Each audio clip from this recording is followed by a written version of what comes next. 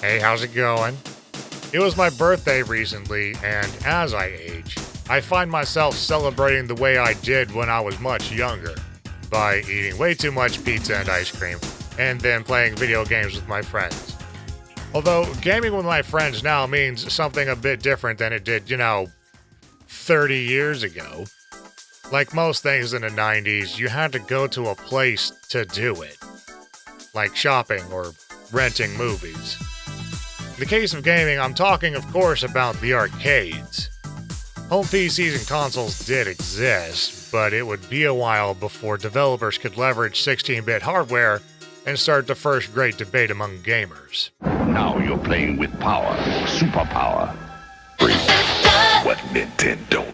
What makes this era special to me, and why it's worth remembering, is this is well before many franchises were established, or were just getting started. This was the Wild West of gaming, and was by far the most experimental that you would ever see major studios get. Sometimes I'm frustrated when a long-running game gets yet another sequel, or studios just refuse to step outside of their comfort zones. I grew up in a time when ideas would just get thrown at the wall, see what sticks, and I loved it. There's too much money in it now. Like, everything has to make $1 million bajillion dollars, or they just won't try anything new again. It sucks. Anyway, today I wanted to reminisce about the gaming days of yore, and some of my favorite coin-operated amusements.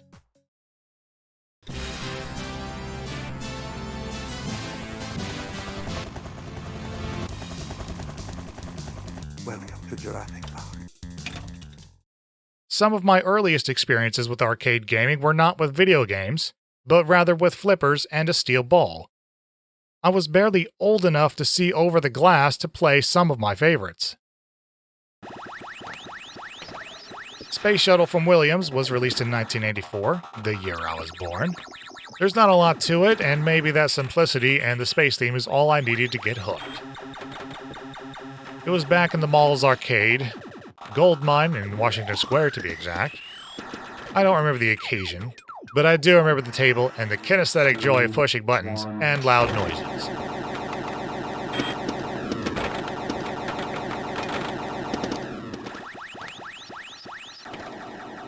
My parents must have been paying attention, because on separate occasions they eventually gifted me with a miniature pinball table to play with at home, and an LCD pinball game for road trips.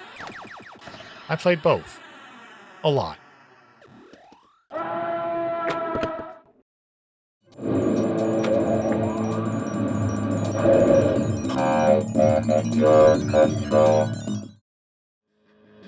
High Speed, also from Williams, was designed by pinball legend Steve Ritchie after he was chased by police for speeding in his Porsche.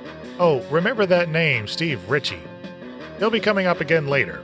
The table itself features a large tachometer, keeping track of the player's bonus. The upper playfield is filled with ramps and a hideaway that acts as the lock for multiball. The sequel to this table, The Getaway, has a supercharger in the middle of the playfield, and even uses a clip from ZZ Top's Lagrange.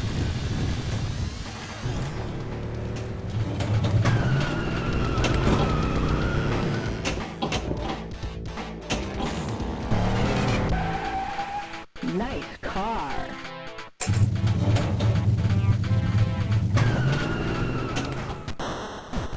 High Speed also saw a home console launch on the NES with some gameplay tweaks.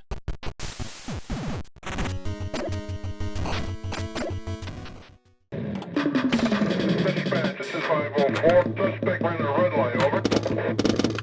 Roger, 504. Apprehended.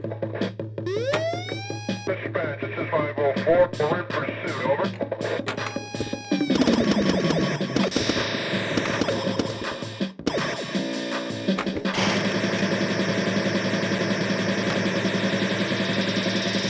Dispatch, this is 504. He got away, over.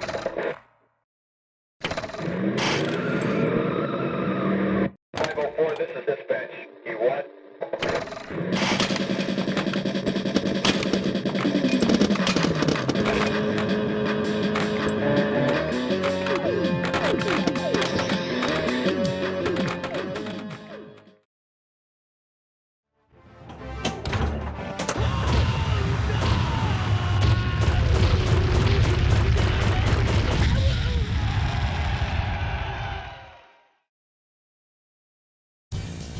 Jurassic Park from Data East had a terrible looking T-Rex, but fast gameplay.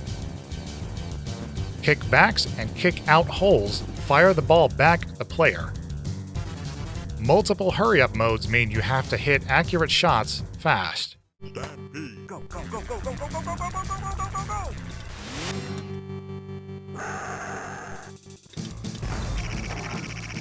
All while trying to get the park back online. Despite having a ball save feature, this one also has a habit of ending games just as quickly as they start. The T-Rex is loose!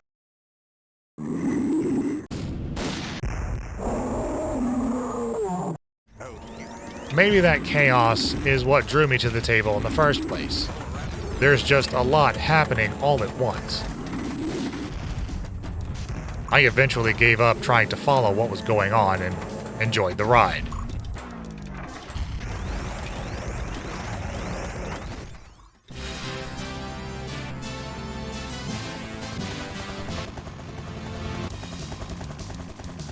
Welcome to Jurassic Park.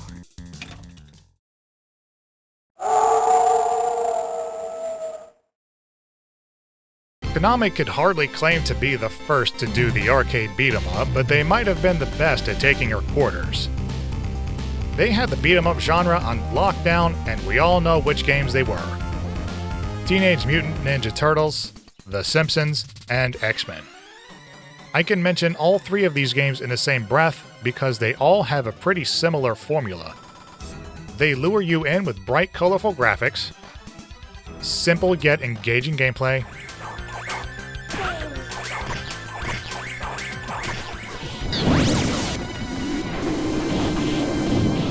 exciting soundtracks,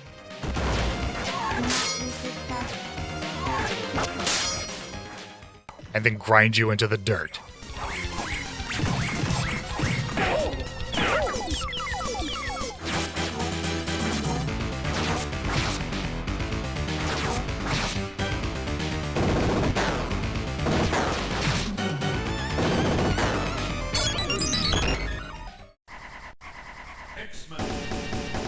All arcade games were designed to take your quarters, but beat-em-ups are perhaps where the practice of quarter eating was among the most successful. You always wanted to find out who the next boss is or how many levels are left. You wanted to see the credits roll, and it was going to cost you. It's a formula that Capcom would later adapt into their games. Today, we have to contend with the likes of microtransactions and $1,000 worth of DLC costumes for your waifu, but back in the day, we paid $5 or more to finish a game, once. Sometimes you would run out of lives at a crucial moment and dig into your pockets to discover you are out of money. Panic sets in. You look around, but no one is coming to save you. The timer runs out. And that's it. All your hard work up to that point is lost. Game over. Red Warrior needs food badly. Pac-Man has been around for ages, but every once in a while he gets a few changes to the formula.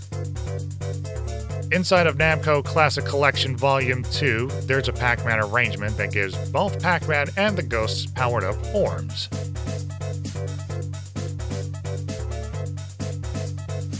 Add that to the colorful and layered level layouts, new gimmicks that bounce, teleport, and dash Pac-Man around the stage, and you have a fresh take on a classic that's been around since before my time. I came across this collection at a laser tag arcade of all places. This laser tag was pretty legit, actually. I have to give them props. At the desk, you put in your name, how many people in your group, and you waited. While you waited, there was a respectably sized arcade with a variety of games. Sometimes I would go here just to play the games. Screw the laser tag.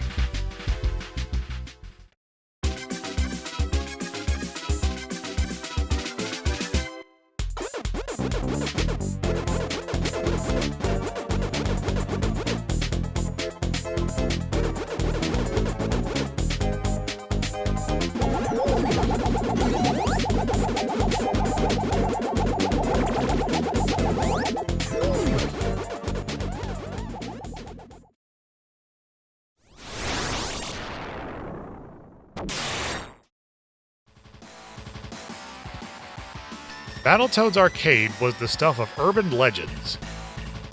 No one believed you that it existed until you told them precisely where it was and showed it to them. See, normally the arcade game comes first, and then you get a console release.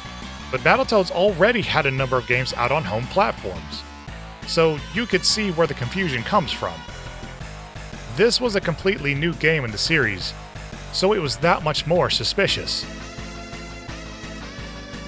Not only was this a new game, but it was heavy on the action. One could say it grabbed you by the balls, even. This was the first, and last, Battletoads to have graphic violence as well. Blessedly, it was a bit more straightforward as a beat-em-up, and platforming was basically absent altogether. As you might expect in a Battletoads game, things get out of hand pretty fast though, and it shows its true intentions as an arcade game. As a casual playthrough, it's still pretty exhausting, but it's worth it just to say you have both seen it and played it.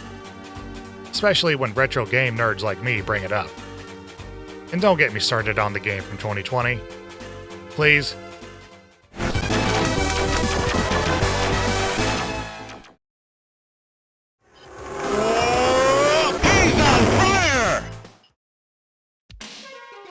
Okay, so bear with me, but there's not a lot of this game I can actually show you. This was the first time I was introduced to the idea of like an adult video game. Yeah! See, I was on a fishing trip with my dad, and we were at like this rundown truck stop just to get a bite to eat. And in the back was an arcade. I can't even tell you exactly what was in there. There was like maybe 4 or 5 arcade cabinets, and they were all kind of old, and I just remember thinking they were all kind of pretty boring. But there was one of them was different. It had bush in it. It's called Gal's Panic. And though I didn't know it at the time, it's a variation of another totally safe game called Kicks. In that game, you control the cursor to try and like draw shapes and like cover an area. In Gal's Panic, there's a caveat to this formula. When you complete a level, there's nude women. I didn't actually play this game at the truck stop, but I sure did emulate it when I got home. By myself. Anyway, fun game. Good luck!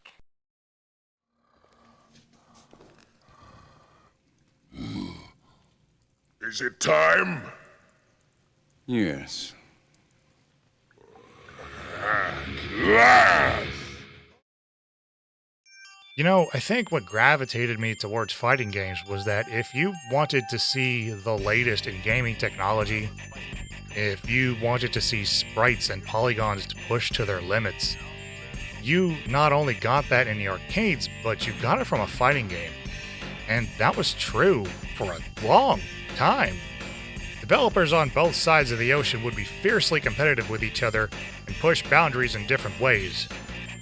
Some would focus on their fight systems, others on their technology. Ideas like digitizing actors required painful amounts of effort. In any case, when developers were all fighting each other for our quarters, we as players got to see a lot of wild ideas in a relatively short space of time. This section alone could be its own video, and one of these days it might be.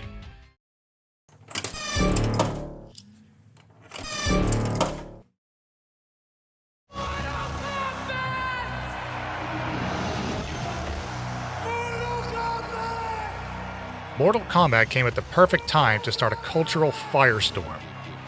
It was the 90s, and the decade was all about turning your hat backwards and being cool. Attitude. Whatever that meant. The stories surrounding MK's groundbreaking violence are both legendary and well documented, but what that meant to my 8-year-old brain was it was the edgiest, most pants-crappingly awesome video game to ever exist. It was the first time I cared if I was any good at a fighting game. It would be a while before I could take it home on a Sega Genesis, but when I did, I memorized special moves, I wrote them down, I learned the game. The arcade game was practically everywhere too. Shopping malls, skating rinks, mini golf arcades, go-kart tracks. And when the sequel dropped in 1993, hype was through the roof. Crowds filled arcades to get a look at this singular cabinet. No other arcade fighting game drew in people like this. Certainly not Street Fighter. In as many places as Mortal Kombat had taken root, Mortal Kombat 2 was even more widespread. By the way, remember that pinball guy, Steve Ritchie? He's the voice of Shao Kahn. Prepare to die. So at one point, I went to a mini golf arcade where the owner had the volume of the MK2 machine cranked all the way up. And I was watching some guy play. He notices me watching, and he turns around and says, You want to see something cool? and I was like, Yeah, I do. and so he's like, Watch this.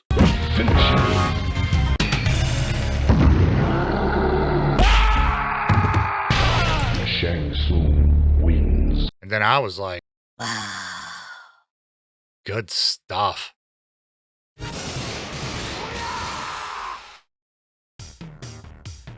Another game that dropped in 1992 was somehow even more violent. Time Killers by Incredible Technologies is the first of only 2 games the studio would release, the other being Bloodstorm.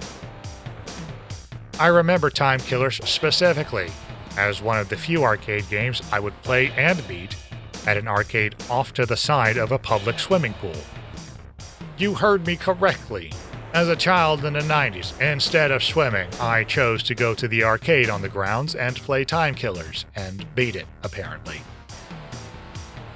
The game itself is nothing to write home about, other than the fact that dismembered limbs are constantly flying everywhere. Decapitations are pretty common too, and technically possible from the start of the round. If you manage to dizzy your opponent, move up close and mash all 5 attack buttons at once for an instant kill.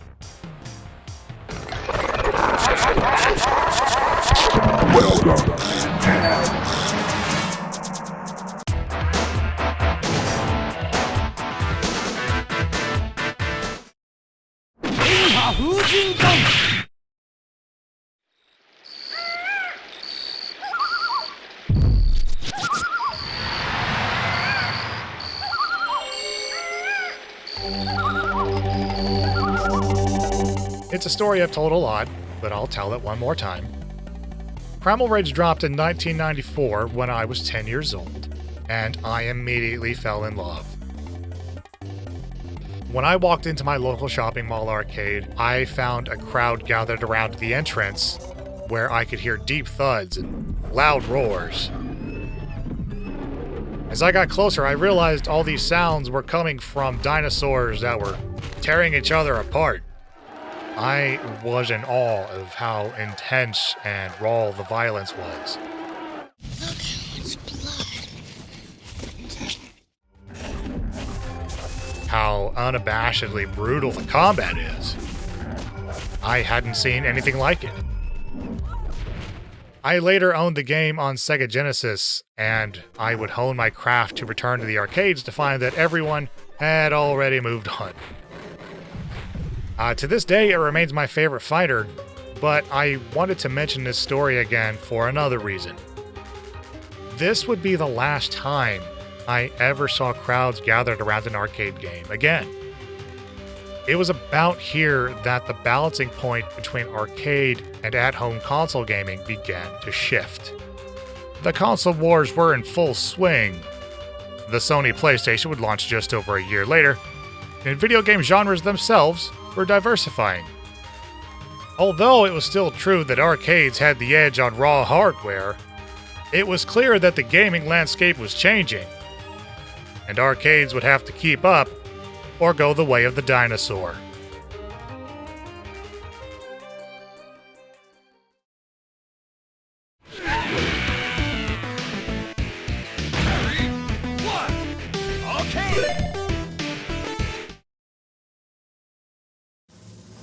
Killer Instinct is a game with a unique learning curve, but is a journey absolutely worth taking in my opinion.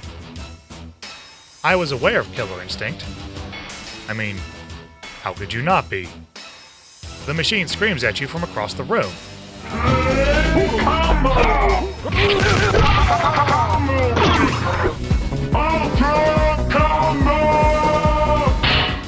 But the mechanics of this combo-centric game went over my head. It wasn't until the sequel that I actually gave it a shot. Back in the days of sleepovers, I stayed at a friend's house who owned a Nintendo 64. Among the games on the docket for the evening happened to be Killer Instinct Gold. We took turns against the AI, as each of us were helpless against Glacius and his patterns. This same friend later sold the game to me, where I found the game's excellent training mode soon after. It wasn't long before I understood the difference between auto doubles and manuals, openers and linkers. I was having a blast. Saberwolf and Fulgore emerged as my early favorites, but soon I was exploring the whole cast. I took this knowledge back to the arcades and found it worked just as well there. When I was old enough to drive, one of my regular hangouts was a pool hall. And in this pool hall, they had one pinball table, Ultimate Mortal Kombat 3, and Killer Instinct 2. I made it a habit to play all three in the course of an evening. One guy had found the speed-up code for Versus and challenged me in a Saberwolf mirror match. I soon discovered my opponent only knew that if he waggled the stick and pushed buttons really fast, things tended to happen, but didn't really understand why. And that was the difference between us. I won the match, is what I'm saying. Killer Instinct did not come to me naturally, and I was nearly too afraid to try something new. After giving it some earnest effort, it's a game I now consider rewarding to play. Killer Instinct.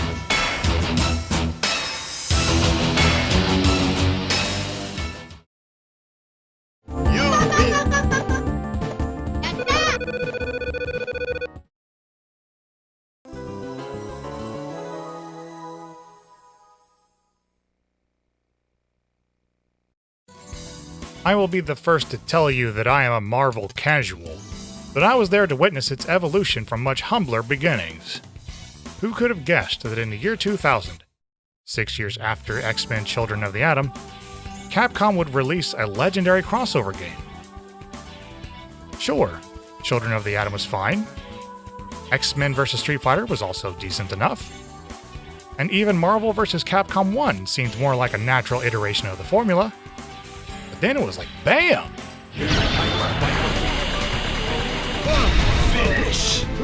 Marvel vs. Capcom 2 took a huge leap forward, and it was so much more of everything that came before it. You want more characters? House like 1,000 of them. Deep fighting mechanics? Well, yeah, of course. How about massive combos? Yeah, we got them. I would consider this to be the swan song of the arcade fighting games. Many people who did play it did so on the Sega Dreamcast. The fact that you could play it at the arcade was considered merely a novelty. Despite this, I would often see gamers give their respects to the machine as they passed by, either by pointing it out to their friends or with silent acknowledgement. The game's influence is still felt today among tag fighters. and is remembered fondly by arcade and console gamers alike. Select your heroes.